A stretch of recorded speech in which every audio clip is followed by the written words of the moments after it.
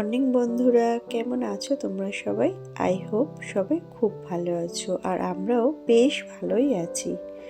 তো প্রত্যেক দিনের মতো আজকে একটা নতুন ব্লগ নিয়ে চলে এসেছি। সকলের কাছে রিকোয়েস্ট রইল পুরো ব্লগটা দেখার জন্য। আশা করছি প্রত্যেক দিনের মতো আজকের ব্লগটাও তোমাদের বেশ ভালো লাগবে। তো আজকে সকাল থেকেই ব্লগটা স্টার্ট করলাম, আর এখন ঘড়ির কাঁটাতে বাজে ওই 6টা মতো। আর ঠিক এই মুহূর্ত থেকে তোমাদেরকে সাথে নিয়ে আমি আমার ব্লগটা শুরু করছি। যে যেখান থেকে আমার এই ব্লগটা দেখছো সবাইকে জানাই অনেক অনেক ভালোবাসা এবং সোনালিস ক্যানভাসে অনেক অনেক স্বাগত। আজকের ভিডিওটা আমি শুরু করলাম আমার মেয়ের স্কুলে টিফিন বানানো দিয়ে। আমাদের মায়েদের প্রত্যেক দিন সকাল হলে কিন্তু এটা একটা ভীষণ টেনশন কাজ করে যে বাচ্চার স্কুলে টিফিন বক্সটা আজকে কি দিয়ে ভরিয়ে দেব। আর তার থেকেও একটা বড় টেনশন কাজ করে, সেটা হচ্ছে স্কুল টিফিন বক্সটা আদৌ খালি হয়ে বাড়ি ফিরবে কিনা, তাই না বলো? তো সেই জন্য আমরা প্রত্যেক দিন চেষ্টা করি একটু ভালো কিছু টিফিন ওদেরকে বানিয়ে দেওয়ার, যাতে মানে সকাল থেকে আর বাড়ি ফেরা পর্যন্ত ওদেরকে না খেয়ে না থাকতে হয়। তাহলে প্রত্যেক দিন এই ধরনের টিফিন দেওয়াটাও ঠিক না, আর আমিও পার ডে ওকে এই ধরনের টিফিন দিই না। তবে মাঝে মধ্যে একটু বাঁধা ধরা নিয়মকানুনের বাইরে গিয়েও একটু একটু মানে ভালো কিছু টিফিন করে দিই, যাতে ওরও ভালো লাগে আর প্রত্যেকদিন টিফিনের মধ্যে একটা একঘেয়েমি না আসে। তো সেই জন্য দেখো আজকে একটু লুচি বানিয়ে দিয়েছি, আর তার সাথে একটু আলু ভাজা বানিয়ে দিয়েছি। আর এখন মাম্মামকে রেডি করে নিয়ে নিজেও রেডি হয়ে দেখো বেরিয়ে পড়েছি মাম্মামকে স্কুলে দিতে। তো মাম্মামকে স্কুলে দিয়ে এখন চলে এসেছি বাড়িতে। আর বাড়িতে এসেই আমার প্রথম কাজ হলো ঘরটাকে সুন্দর করে গুছিয়ে নেওয়া। তো প্রথমেই দেখো বেডটাকে সুন্দর করে গুছিয়ে নিলাম। আর দেখবে ঘর বিছানা সুন্দর করে গুছিয়ে না নিলে যেন কোনো কাজ করতেই ভালো লাগে না। আর ঘরটা যদি সুন্দর করে গুছানো থাকে দেখবে বেশ যেন একটা পজিটিভ এনার্জি পাওয়া যায় সমস্ত কাজে। তো বাড়ি ফেরার সময় একটু মাছ বাজারে গেছিলাম। প্রত্যেক দিন তো হাজব্যান্ডের উপর ভরসা করেই বসে থাকি যে ও কি মাছ নিয়ে আসবে, কিন্তু মাঝে মধ্যে নিজেরও মাছ বাজারে ঢুকে একটু মাছ কিনে নিয়ে আসতে বেশ ভালোই লাগে। তো দেখো 3-4 রকমের মাছ নিয়ে এসেছিলাম, একটু পাবদা নিয়ে এসেছিলাম, আর একটা শোল মাছ নিয়ে এসেছিলাম, আর বেশ কিছু কাঁকড়া নিয়ে এসেছিলাম। আমার মাম্মাম না কাঁকড়া খেতে আবার বেশ পছন্দ করে, তো বিশেষ করে ওর জন্যই কাঁকড়াটা নিয়ে আসা হয়েছিল। আর শোল মাছটা না ওরা কেটে দেয়নি, জানো তো। তো সেই জন্য দেখো বাড়িতে এসে আবার আমি নিজে শোল মাছটা কেটে নিলাম। মাছ কাটতে খুব একটা ভালো পারি না, তাহলেও মোটামুটি চলার মতো পারি। তো সেগুলো সব কেটে ধুয়ে গুছিয়ে নিলাম, আর এখন অল্প কিছু রান্না করব, আর বাকি মাছগুলোকে ফ্রিজে ঢুকিয়ে দেব। আর মাম্মামের জন্য দেখো একটু কাঁকড়া রান্না করব। তো মাছগুলোকে গুছিয়ে নিয়েছি, আর এখন হচ্ছে মানে চালটা ধুয়ে বসিয়ে দিয়েছি, ভাতটা হবে। আর হাজব্যান্ড অফিসে যাবে, ওর জন্য তো রান্না করতেই হবে। কিন্তু তোমাদেরকে তো আমি আগেও বলেছিলাম যে ও না মাছ নিয়ে যেতে একদম পছন্দ করে না।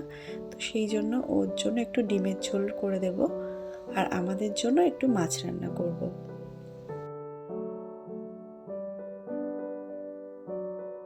তো দেখো আজকে না ডিমটা সিদ্ধ করে রান্না করে দিলাম না, ডিমটা একটু ভাজা করেই রান্না করে দেব। আর ওকে যেহেতু প্রায় প্রত্যেক দিন দুপুরবেলা ডিমের ঝোল করে দিই, সেই জন্য চেষ্টা করি রাত্রে একটু মাছের ঝোল করে দেওয়ার। আবার আমরা যেহেতু দুপুরবেলা করে মাছ খাই, সেই জন্য আমাদেরও রাত্রে আর মাছ খেতে ভালো লাগে না। মানে বুঝতেই পারছো, দুপুরেও আমাকে প্রায় 2 রকমের তরকারি বানাতে হয়, আর রাত্রেও আমাকে প্রায় 2 রকমের তরকারি বানাতে হয়।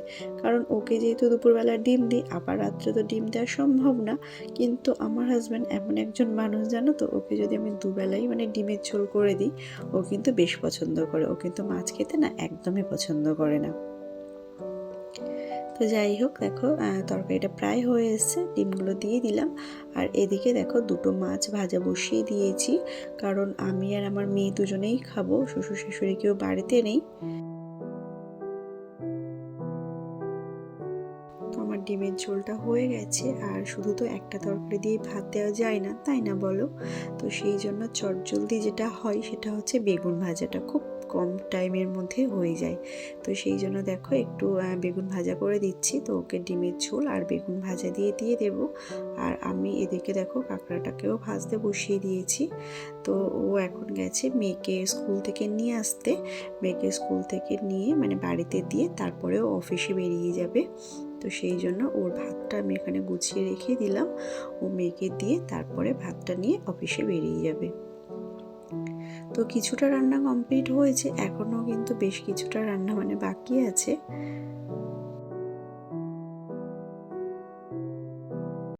প্রত্যেক দিনের এই সকালটা এত বেশি ব্যস্ততাময় হয়ে ওঠে আমার জীবনে যে আমি যেন নিজের জন্য একটুও সময় বের করতে পারি না, জানো তো। সকালে ঘড়ির কাঁটাটা মনে হয় যেন এত জোরে দৌড়াই যে ওর সাথে সমান তালে পাল্লা দিতে গিয়ে আমি যেন পুরো হাঁপিয়ে উঠি। এমনই একটা ব্যাপার। মনে হয় যেন ঘড়ির কাঁটাটা যদি একটু আস্তে দৌড়াতো তো মনে হয় সমস্ত কাজ হয়তো আমি ঠিকঠাকভাবে করতে পারতাম। তো সেটা তো হওয়ার নয়। তো যাই হোক, মাম্মামকে দেখো হাজব্যান্ড বাড়িতে দিয়ে ও কিন্তু অফিসে বেরিয়ে গেছে। আর আমার রান্না কিছুটা বাকি ছিল। তো এই যে কাঁকড়ার তরকারিটা বসিয়ে দিয়েছি, কাঁকড়াটা একটু কুমড়ো আর আলু দিয়েই করে নেব।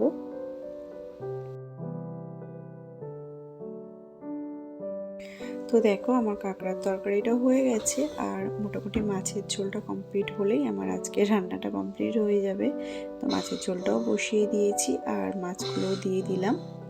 আর আজকে না অনেক কাঁচা আছে জানো তো, যেহেতু কালকে একটু রোদ হয়নি তো কোনো জামা কাপড়ই কাচতে পারিনি। আর মামার বাড়িতে গেছিলাম, অনেক জামা কাপড় জমে গেছে। তো সেগুলো বেশ কিছু সকালে উঠে রোদে দিয়ে এসেছি, মানে যেগুলো কাচার দরকার নেই সেগুলো, আর বাকিগুলো না কেচে দেবো। তো চলো তোমাদেরকে একটু দেখিয়ে দিই আমাদের আজকে দুপুরের মেনু। তো সবগুলোই তো দেখিয়ে দিয়েছি।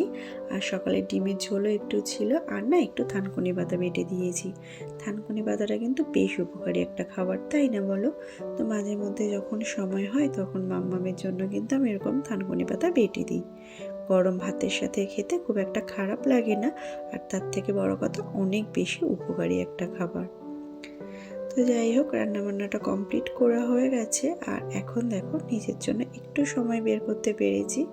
তো সেই জন্য এখন ব্রেকফাস্ট করব। আর সকালে লুচি আলু ভাজা করেছিলাম, কিন্তু আজকে না ময়দাটা একটু কম ছিল, সেই জন্য লুচিটা খুব বেশি হয়নি।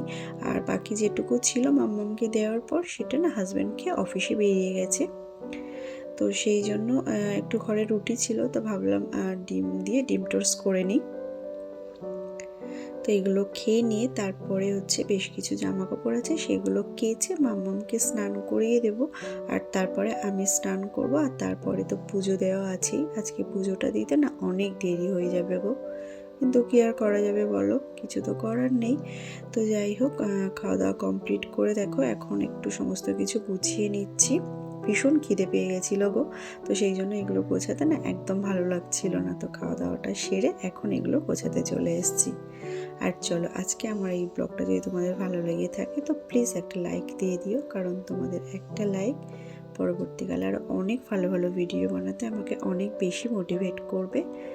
আর যারা এখনো পর্যন্ত আমার চ্যানেলটাকে সাবস্ক্রাইব করোনি তারা প্লিজ আমার চ্যানেলটাকে সাবস্ক্রাইব করে দিয়ে আমার পাশে থেকো। আর যারা সাবস্ক্রাইব অলরেডি করে দিয়েছো তাদেরকে অসংখ্য ধন্যবাদ। তো কিচেনটাকে সুন্দর করে গুছিয়ে নিলাম আর একটু মনে হলো যে আজকে মশলাদানিটা একটু পরিষ্কার করে নিই।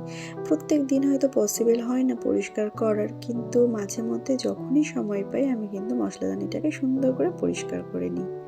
আর কি বলতো, যেহেতু আমার মশলাদানিটা এই রকমের, তো রান্না করতে করতে মাঝে মধ্যে একটার জিনিস আর একটার মধ্যে একটু একটু হলেও পড়ে যায়। তো একটু পরিষ্কার না করে নিলে না একদমই ভালো লাগে না। তো সেই জন্য আমি যখনই সময় পাই তখনই আমি কিন্তু এটা সুন্দর করে পরিষ্কার করে নিই। তো যাই হোক, মেজে নিয়ে দেখো এখন জানালার উপর একটু উপর দিয়ে দিয়েছি। আর এখন দেখো চলে এসেছি একটু জামা কাপড় কাচতে। তো যে জামা কাপড়গুলো কাচবো না সেগুলো একদম সকালে উঠে রোদে দিয়ে দিয়েছিলাম। আর যেগুলো বাকি ছিল তার মধ্যেও আজকে না অল্প কিছু কেচে দেবো, বাকিটা না কালকে কাচবো। কারণ আকাশে আজকে খুব বেশি মানে রোদ নেই, অল্প অল্প রোদ উঠেছে। তো ভাবলাম বেশ কিছুটা কেচে দিই। আর সবটা আজকে কাচলে যদি না শুকায় সেটাও না কেমন যেন একটা গন্ধ গন্ধ মতন হয়ে যায়। সেই জন্য আর সবটা কেচে দেবো না, অল্প কিছু আজকে কাচবো আর বাকিটা না কালকে কেচে দেবো। আর হাতেও না খুব বেশিও সময় ছিল না, কারণ আবার স্নান করব, পুজোটাও দিতে হবে, সেই জন্য। তো জামা কাপড়গুলো ছাদের উপর মেলে দিয়েছি, আর এখন দেখো এগুলোকে সুন্দর করে মুছে মুছে গুছিয়ে নিলাম। আর এখন মশলাগুলোকে সুন্দর করে ভরে ভরে গুছিয়ে নিচ্ছি। দেখো প্রত্যেকটা জিনিস পরিষ্কার পরিচ্ছন্ন হলে না খুব ভালো লাগে, জানো তো। সেটা যত পুরানোই হোক আর যত কম দামি জিনিসই হোক না কেন, তাই না বলো? সুন্দর করে যদি পরিষ্কার পরিচ্ছন্ন করে গুছিয়ে রাখা যায়, প্রত্যেকটা জিনিসই কিন্তু অনেক বেশি দামি, অনেক বেশি সুন্দর হয়ে ওঠে। তো যাই হোক, মশলাদানিটাকে সুন্দর করে গুছিয়ে নিলাম, আর এখন যাব স্নান করতে। তো চলো আজকের মতো টাটা। সবাই খুব ভালো থেকো, সুস্থ থেকো, আর অবশ্যই নিজেদের খেয়ালে রেখো। কালকে চেষ্টা করব আরও একটা সুন্দর ব্লগ নিয়ে চলে আসতে। Thanks for watching.